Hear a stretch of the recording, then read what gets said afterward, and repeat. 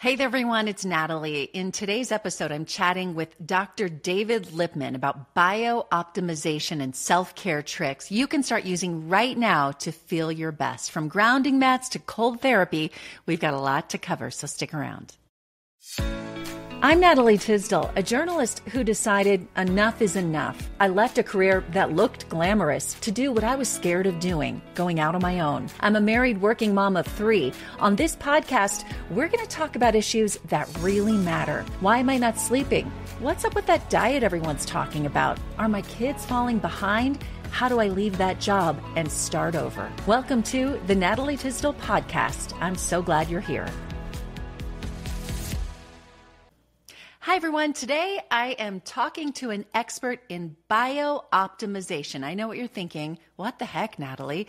Believe me, this is worth learning. Dr. Lipman will explain how our bodies are designed to heal themselves and the obstacles posed by modern life. Now, from the importance of grounding and cold therapy to actionable steps women can take to improve their health, Dr. Lipman offers invaluable insights today. He also shares his personal journey and the pivotal moments that steered him towards a holistic approach to health, which you all know I love. Whether you're curious about the effects of electromagnetic fields or maybe looking to optimize your well-being, this episode is packed with practical advice. Thanks for being here. I'm excited to have you as part of my podcast family. And for more information about these topics and to get a copy of my newsletter in your inbox each week, you can go to natalietysdal.com or check out the show notes today. Let's get started today with Dr. Lipman. David, Dr. Lipman, good to have you on. This topic stood out to me in what your expertise is, because I find so often our bodies are supposed to do something that they're not. So explain to us bio-optimization. Yes. Well, thank you for having me, Natalie, first of all. And I'm happy to have these conversations because these are the conversations I have with patients every day. And the fact is that unfortunately in the modern world that we live in, there are many things that are interrupting our normal processes. But fortunately, we're able to identify these things and then have ways to, remove these obstacles to our health or fortify deficiencies. So bio-optimization as a concept is to get the body fortified to do its best healing, its best regeneration, because nothing can heal the body like the body can. It's been made perfect in the way we create it. The systems are just like miracles of themselves of how we all work and function together. But as a practitioner, and I think too, as everyday people, we need to learn how to do self-care because unfortunately the healthcare system is not providing the means for us to really get the body optimized to function and feel great every day, because that's the way we're intended to be. That's the way we should feel. Now, I'm well into my 60s and I do feel great, but it's not, it is by design, but it's not without investment because of the modern world and how it, creates these obstacles to health. And again, where else are we going to turn? We can't get to the bottom of our own self, but unfortunately, the medical community doesn't seem to think and perceive the way that disease is in the body as something to go back and fortify the body rather than to try to treat the symptoms that you're experiencing. So that's where my bio-optimization is trying to empower an individual to take that self-control over their body and do the investment in self-care rather than the healthcare. So I want to get in a minute to ways we can do this. I want to be sure people leave this podcast, if they're watching or listening, with things they can do immediately to feel better. But before I do that, why do we have to do so much? If our bodies are meant to heal themselves, is it the world we live in and the foods we're eating and things that are not working? I mean, I just feel like in my 50s now, it's so much harder to stay healthy. And I'm overall pretty healthy. Yes. Well, again, great question, but I think you really answered it. Unfortunately, I remember when I was younger, we spent probably 90% of my time outdoors. And now we tend to spend probably more like 10% of our time outdoors. And the outdoors, the natural world that was created for us, has so much in it to regenerate us, to help our own physiological processes to be enhanced in performance in terms of how all the processes that work in our body go. As an example, the earth has a natural low-level electromagnetic pulse. And that electromagnetic pulse actually helps to recharge our electromagnetic pulses, because we, of course, are electromagnetic physical bodies, just like the earth is this biophysical entity. So are we. And all the physiology that happens, our nervous system, our muscular system, the way we bring nutrients into our cells, the way we remove waste products, the way our red blood cells carry oxygen has to do with plus and minus charges exchanging and how they interact. So without being in the natural world and being barefoot on the ground the way we should, because most of us now live on concrete slabs, we're, wearing rubber soles, and we're getting reducing that pulse from the earth to get into our bodies. Plus, the next part of the modern world is all this electricity around us, our wireless networks, our Bluetooth devices, 5G, are causing these high-frequency electromagnetic fields that actually disrupt our normal functioning. So our cells can't communicate properly. We can't carry oxygen. And so the drop-down effect of that is that our bodies aren't doing all those processes properly. It affects our immune system, our, growth hormone, our male and female hormones, our neurotransmitters. Neurotransmitters like dopamine and serotonin are responsible to just make us feel good every day. And we have a great loss of that by simply not being exposed to the natural world. So there's so much of that natural world that, yes, it is working against us. But fortunately, there are ways that you can minimize and to regain the natural re-energizing of our cells, even at the electromagnetic level, as just an example. Okay. So you've given me so much now. I want to follow up on. No, it's so good and so helpful, because this is very real. There's a reason I think I like to walk barefoot. And as you're saying, if people are walking barefoot, it feels good to me. Didn't realize that was why. So, excuse me, before we go much more into all of those things, why is this so important to you?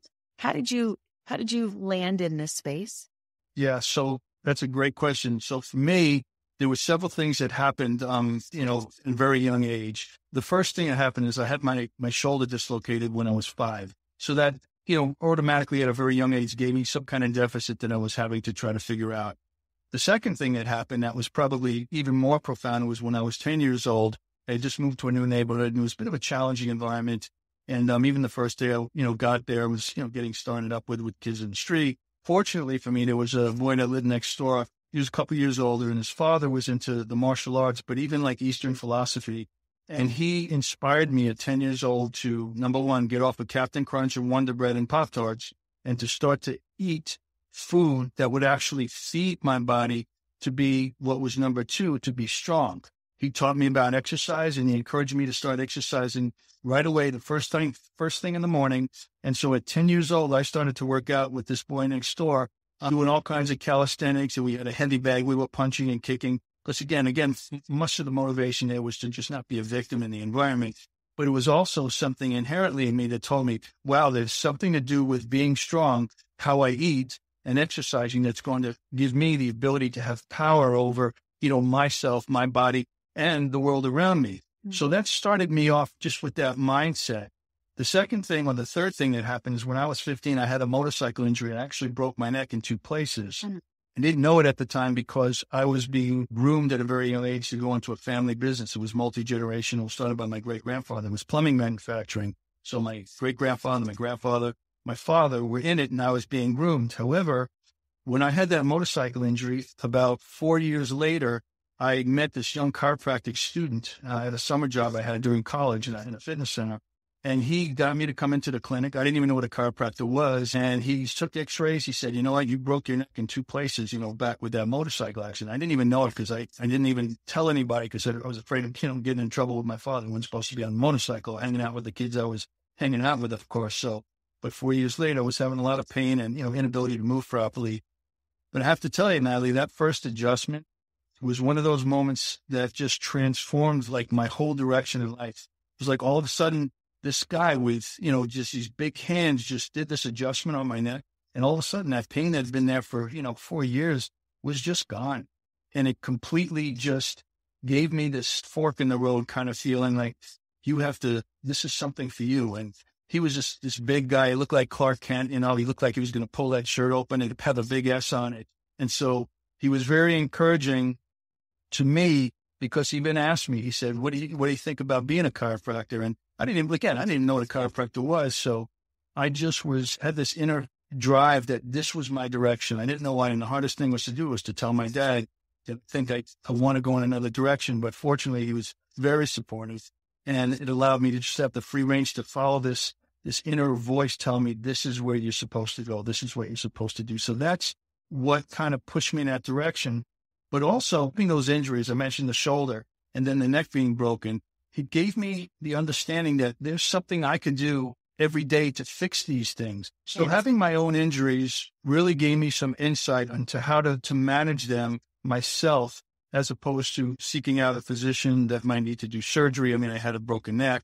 I had a dislocated shoulder when I was younger. So what I learned by learning more and more about the body, again, from that first inspiration of how the body can be strong and you can eat to support that, it gave me sort of a lifelong personal health journey of managing those things without surgery to strengthen them and get them strong so they wouldn't be, a deficit or something that impaired my life in any way. I have a very, manual labor, type job, picking people up and bending and twisting and carrying and doing all this maneuvering. And I have to be physically sound and strong and functional to do that. So despite the injuries I've had, I've learned how to get my body to be strong and fortified so I can still have a pain-free and functional lifestyle. And that's, again, how I try to impart that, because most people access me because they have some kind of deficit, there's pain, there's something. And a lot of people believe that, the herniated disc or the spinal stenosis or the torn labrum is the cause. It's usually not. It becomes an instability, but it's really the body's adaptation or compensation for those things that changes the way we bear weight and move. And it's those compensatory changes that become dysfunctional in many people. And so I try to explain to them how to optimize your musculoskeletal system to be pain-free and functional, and not let them wear their disc as a death sentence because they have a herniated disc. So many people think that that's like the end all, but it's absolutely not. There's so much you can do on a daily basis. But I also let them know, I say, look, you're the one that's walking around in that body every day. As your practitioner, there's only so much I can do. I can set you in the right direction, but you're the one that has to do it, because what you do to that body is going to have so much more of an effect than I can possibly do. So try to inspire people to invest in that, to make it part of their lifestyle, their daily habits. And that's essential if you really want to, when we're talking about musculoskeletal pain or any of the other things that biooptimization. Well, the step number one, though, is having the knowledge.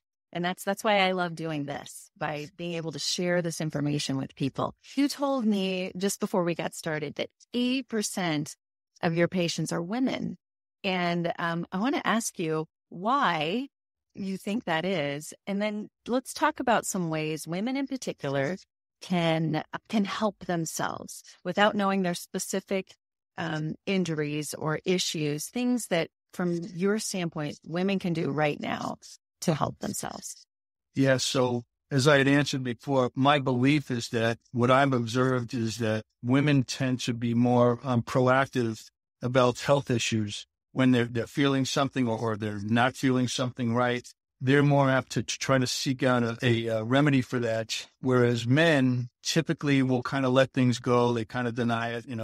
Sometimes I hear from women and say, oh, my husband should be here. He's got this, and this, but he's stubborn. So I've heard that over the years, many, many times. So it seems to me that that's it's a gender thing. But the cool part is, and maybe this is because women are also mothers and they have that instinct to be caretakers, whether it be for their own children, their husbands or themselves, they're more apt to be proactive and they want to find out. Unfortunately, in the modern healthcare system, many of the physicians that they end up going to are men, and I don't think they can relate to the kinds of differences that women have specifically. Again, when it comes to the health needs of women or men, understanding the differences in some of the physiological process, the different hormones and things is key.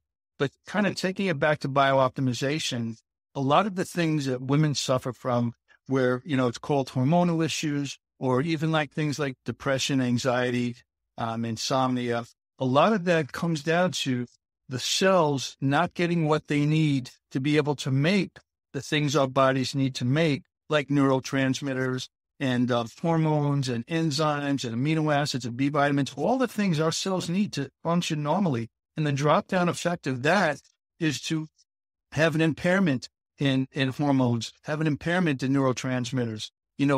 Giving somebody an antidepressant, which is supposed to basically ration the amount of serotonin their body has, instead of, if they're at a deficit, how about stimulating the body to make more instead of just trying to ration? And that's the medicine, the medical answer.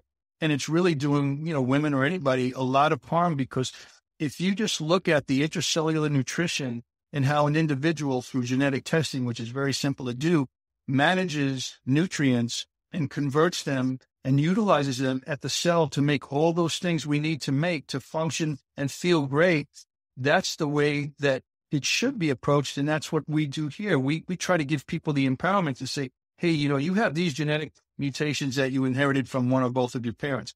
But now that we know that, we can supplement around that in a way that it's not going to affect the way you're converting and making the things that you need.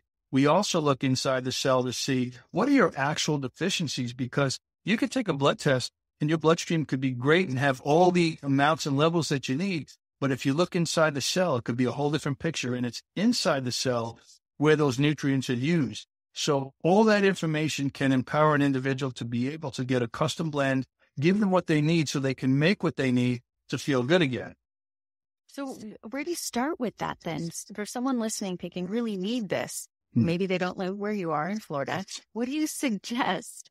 How can they help themselves? Sure. So the lab that we work with, it happens to be about 5 minutes from my office driving, but they're national, and they drop ship test kits where somebody can take it to their local lab, just get the blood drawn. It will send it here to be analyzed, and they get a very detailed report on those findings.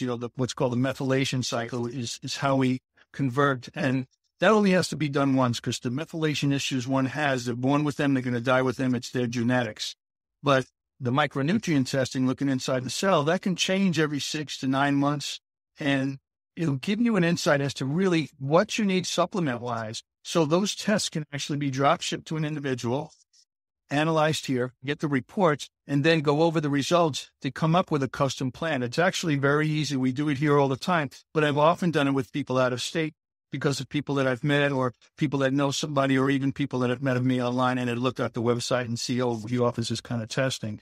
So it's a very simple but a very impactful process to be able to get those nutrients that you need, because if you don't have what you need to make stuff, you can't make stuff. Start. Right. Yeah. Where can I give people a link in our show notes of where they can go? Absolutely. Okay, it's Physical Evidence Connect.com. Okay. Physical Evidence Connect will take you to a form fill. You put in your information and anything that you want to ask me, or any questions you have, or if you want more information on micronutrient and methylation testing, that's or you can put it there. We'll get it, directly to us from that website, and we can reach out and have direct conversations. And what I like to do is share my reports with people. I share my methylation profile. I share my micronutrient tests to see when I first done it, how many deficiencies I had. I had 14 deficiencies, which just blew me away, because, I was taking vitamins when I was a teenager. My friends used to make fun of me, call me Vitamin D. That was my nickname. I even got a custom license plate that said that at one time. But, the point is that when you can identify that, then supplementation becomes very, meaningful, because you just can't throw the same supplement at everybody. Some people can't even process a lot of these supplements. Yeah. And if you take them and you can't process them, you actually build up toxicities. Yeah. Well, it's important to know. And, but, again, the cool part is this stuff is available for anybody to take advantage of. I think that's a really good point. I mean, we're kind of inundated with ads and things that is, you should be taking more of this and more of this. And we just think, well, of course, that's good for everybody. And so I think it's a really important thing to recognize that we're all different. We have different needs and deficiencies, but we have to understand that first. Yes. And it's not something we hear often. What are other tips you would have for people that they can implement in their lives right now to help themselves feel better? So one of the things that I've really come to understand about the body is the body reacts very well to what's called stress adaptation. It's how exercise works. It's how we force the body during exercise to do something it's not accustomed to. And then it has a physiological adaptation, which makes it stronger. It makes it, more efficient at doing those things. So whether it's strengthening your muscles, making your cardiovascular system more efficient. Those are the things that are built into all of our physiology. And I personally have found for the last about 8 years now that cold therapy is a really good stimulator for my physiology. So whether you're using whole body cryotherapy, which is liquid nitrogen cooled air, or you have the cold plunge itself where you're sitting in cold water, the response that we as mammals have built into our physiology has a slew of great outcomes in terms of stimulating immune system, stimulating growth hormone production, neurotransmitter production, even converting white fat to what's called brown fat. And brown fat is a much more desirable fat to have because it yields a lot of energy, and it helps us to rev up our metabolic rate, which warms us when we're in the cold, but it also is there to provide more extended energy. And again, doesn't run the risk of, creating visceral fat or even the subcutaneous fat, which is not desirable for us. And so cold plunge, cold therapy is a great, easy thing to include, whether you're putting ice cubes in your own bathtub or if you join a local place, because so many more places locally now have cold plunge and infrared saunas, which also have the heat option to be able to heat the body to get a lot of those same physiological responses. So that's something that people could very easily do and add to their everyday life. The most basic is get your shoes and socks off and get your feet on the ground outside. Do some deep breathing because oxygen is so essential to biooptimization. Getting oxygen into our tissues and our cells to make energy is essential. So, Wim Hof is very famous for that breathing technique, and just simply getting out with the sun on your face, on your body, doing deep breathing, Wim Hof style, and getting, grounded to the earth is going to give you so much of that renewal on a daily basis if you're able to just get out there and do that. So your physiological processes will get back, will be enhanced. If there's any deficits or, obstacles to that, those three processes can actually help tremendously. We have something here in the office called the Superhuman Protocol, and that harnesses pulse electromagnetic field or magnetism from the earth, exercise with oxygen therapy, which is breathing in 98% pure oxygen while exercising instead of the 20% that our atmosphere holds, and then getting into a very powerful red light bed that we have, which ultimately is driving optimal energy production and oxygenation of the cells to get that bio-optimized cell. It'll take you from about a 2 horsepower cell to a 34 horsepower cell. So that's the power of what magnetism, oxygen, and light can do for you, even if you're just doing it outside. That's fascinating. Just that little bit and all those things we don't think about. You mentioned, and I want to go into one other topic, and then we'll have to talk again because I have a feeling there are a lot of different things we could talk about. We could do deep dives on certain things. I know we could, but let's, for just a moment, you talked about EMF and the world we live in. Can we do anything about that? I mean, here I am. I've got a computer next to me. I got my cell phone next to me. All these things, they're around me all the time. I work in media, so there's a lot of stuff going around in my house and in my work. What can we do, or can we not, to help ourselves in that regard? So fortunately, since the environments that we live in, as you point out, are kind of harmful to us, many companies have identified things that are either wearable, things that you can actually block EMFs with necklaces, bracelets that will actually deflect a lot of those EMFs. They also have grounding mats, which will plug into, the outlet. And of course, all of our homes with electricity are grounded to the earth. They have to be. And so by plugging them in and having a grounding mat, you can be sitting on a grounding mat or grounding pad while you're at your computer. And that's going to be helping to drain those EMFs out of your body, even as you're being exposed to them in the moment. People have them for their beds. They sleep on them at night. So grounding mats and wearable PEMF, blockers are things that people can, get. And there's quite a few of them on the market, and they're actually pretty reasonably priced. And I actually have something called a tri-field where I can actually measure in a person what their EMF, concentration is, because some people seems to be more sensitive and that they hold on to more than others. So I've seen people that the number's supposed to be about 7 to 10. 7 is the natural pulse rate, magnetic pulse of the earth. I think it's 7.72. So anywhere from like 7 to 10 is what a normal reading on this tri-field should be. I've had people in their 200s because they're constantly in front of 3 monitors. They don't get outside. They're not grounding at all. And they're just more sensitive. But after 10 minutes in our PEMF, It goes right down to where it's supposed to be. So these things are highly effective because we're harnessing the power of the earth, in essence, to make that clearance process. So that would be something that people could do for home at a very low cost. Is this the case also with, I've heard, people who drive electric cars, that there's batteries there that are disrupting this? Do you find that as well? Absolutely. And, again, I've gone around to test things in the environment with this tri-field. I test some of the devices that we have here around the office. I made sure that all the computers we have now are very low EMS because these are options you can get now, whether it's your iPhone, your iWatch. There are low EMF models coming out in the last couple of years because people are more aware of these things. And they're realizing the harmfulness. The old earpods that first came out, They were so high in EMFs. I can't imagine how many people, unfortunately, might have brain tumors because of that. But the newer ones coming out, they've been more mindful to make them low EMF. But yes, electric cars, any kind of battery, unless it's specifically created to have low electromagnetic fields, it's going to have high ones. And a constant exposure to that is definitely going to be detrimental. People that do drive a lot, even with regular gas cars, there's so much electrical, computers in the cars these days, compared to like 40, 50 years ago. And so I've measured, even in, dashboards and feeling a lot of those are reading very, very high. And, the longer you spend time in that car, you're going to be just as exposed as if you're sitting in front of a computer all day. But grounding mats in that regard, I've heard, at least, if you drive an electric car or Tesla, where the battery is, you can put a mat over it to block those. Is that something you've heard of too? I haven't heard of that, but it wouldn't surprise me if that's something that was there, because if there's a problem, somebody's going to create that solution. And, maybe they could eventually make the batteries to be low EMF, but in the meantime, when they're high, you can get a grounding mat, just like a wearable thing that you're able to at least deflect much of that away. So it's not going to harm, the way your cells are communicating and trying to function optimally and normally. Yeah, it's fascinating, that topic in particular, but I want to thank you for coming on and for all the information. I'll be sure to put links in the show notes for anyone who's interested in these things, and your website as well. And let's do it again soon. Let's come up with a couple of other deep dives, and we just want to help people feel better. Absolutely. Thanks, Natalie. Thank you so much.